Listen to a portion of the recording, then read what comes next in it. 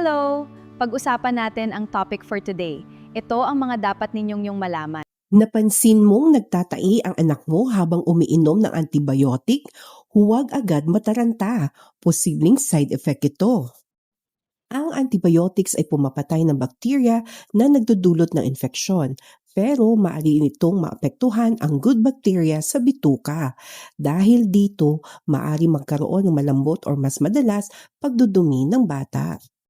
Ang importante, iwasan dehydration, bigyan ng sapat ng fluids o ORS, lalo na kung paulit-ulit ang pagtatae. Ipapatuloy ang breastfeeding kung nagbe-breastfeed ang bata.